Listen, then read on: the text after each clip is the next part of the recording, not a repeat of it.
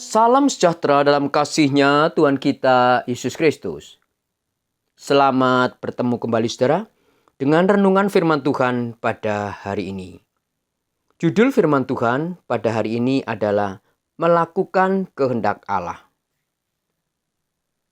Tujuan akhir saudara setiap orang Kristen, orang percaya, baik anak Tuhan, sidang jemaat, aktivis gereja, para hamba Tuhan, tujuan akhirnya adalah melakukan kehendak Allah. Tanpa melakukan kehendak Allah, saudara, maka kita akan ditolak masuk dalam kerajaan surga. Coba kita akan baca dalam Matius 7 ayat 21. Bukan setiap orang yang berseru kepadaku, Tuhan, Tuhan, akan masuk ke dalam kerajaan surga, melainkan dia yang melakukan kehendak Bapa-Ku di surga. Puji Tuhan. Hanya orang yang melakukan kehendak Allah, melakukan kehendak Bapa di surga, saudara, maka dia akan masuk dalam kerajaan surga. Dari sekian banyak melakukan kehendak Allah, saudara, pada hari ini kita akan belajar satu saja dari kehendak Allah, atau salah satu dari kehendak Allah, yaitu mengucap syukur. Mari kita baca dalam 1 Tesalonika 5 ayat 18. Mengucap syukurlah dalam segala hal, sebab inilah yang dikehendaki Allah di dalam Kristus Yesus bagi kamu. Mengucap syukurlah dalam segala hal, sebab inilah yang dikehendaki Allah. Jelas sekali saudara, bahwa mengucap syukur itu adalah yang dikehendaki Allah. Mengucap syukur dalam segala hal. Bukan saja dalam keadaan senang saudara, dalam keadaan diberkati, tetapi dalam segala hal. Mungkin dalam keadaan kita terpuruk, ya, mungkin kita dalam keadaan susah. Firman Tuhan mengatakan, mengucap syukurlah di dalam segala hal, dalam segala keadaan. Sebab ini adalah yang dikehendaki Allah. Puji Tuhan. Bukan hanya mengucap syukur dalam segala hal, saudara. Kalau kita baca dalam Kolose 2 ayat 7. Hendaklah kamu berakar di dalam Dia dan dibangun di atas Dia. Hendaklah kamu bertambah teguh dalam iman yang telah diajarkan kepadamu. Perhatikan saudara. Dan hendaklah hatimu melimpah dengan syukur. Puji Tuhan. Bukan saja kita mengucap syukur dalam segala keadaan saudara. Tetapi dikatakan di dalam Kolose 2 ayat 7. Supaya hati kita senantiasa melimpah dengan ucapan syukur saudara. Ya, bukan saja dalam keadaan susah, senang kita mengucap syukur. Tapi di sini ditekankan dan ditegaskan kembali bahwa hendaklah hatimu limpah dengan syukur. Puji Tuhan. Mengucap syukur adalah salah satu daripada kehendak Tuhan untuk kita lakukan, saudara. Dan tidak selamanya kita bisa mengucap syukur.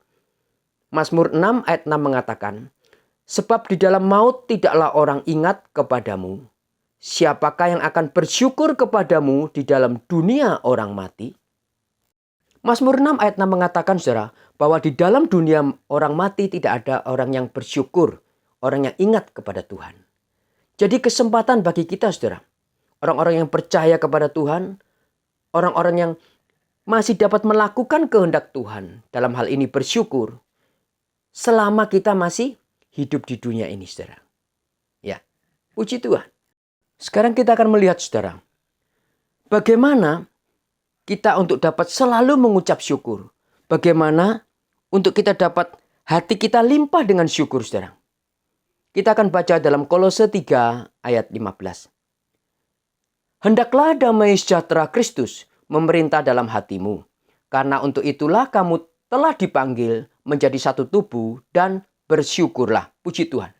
Ternyata saudara, lewat Kolose 3 ayat 15 kita tahu bahwa orang yang bersyukur dalam segala keadaan, orang yang hatinya limpah dengan syukur, dikatakan di sini karena damai sejahtera Kristus memerintah. Ya, hendaklah damai sejahtera Kristus memerintah dan diakhiri dengan dan bersyukurlah. Hanya orang yang hatinya damai sejahtera, saudara, dia akan selalu bersyukur kepada Tuhan, apapun keadaannya. Ya. Sekarang kita akan lihat dari mana kita mendapat damai sejahtera itu, saudara. Ya, Untuk kita dapat bersyukur, selalu bersyukur, limpah. Hati kita limpah dengan syukur kepada Tuhan. Dikatakan kita harus mengalami damai sejahtera Kristus. Sekarang kita akan melihat damai sejahtera ini dari mana datangnya, saudara. Ya, kita baca dalam Yesaya 32 ayat yang ke-17. Di mana ada kebenaran, di situ akan tumbuh apa, saudara? Damai sejahtera.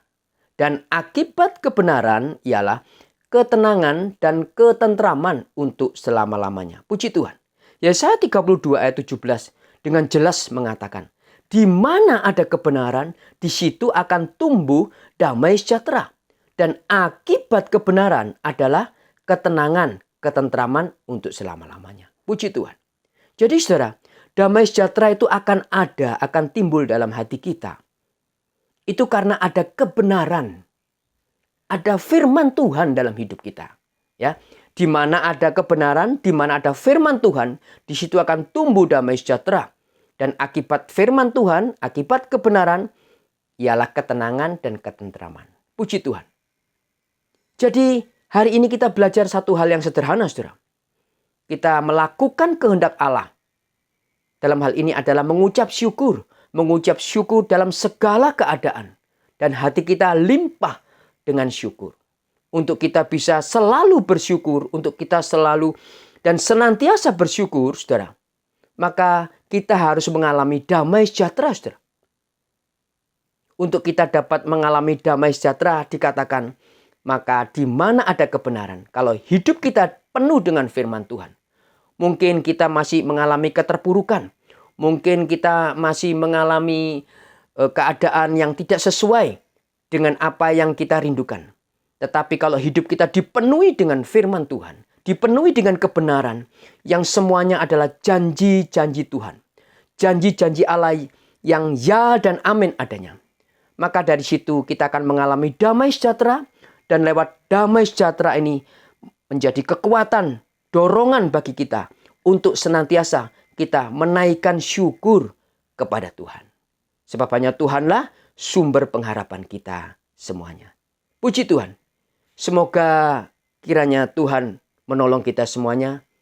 Dan kiranya Tuhan Yesus memberkati kita semuanya. Amin.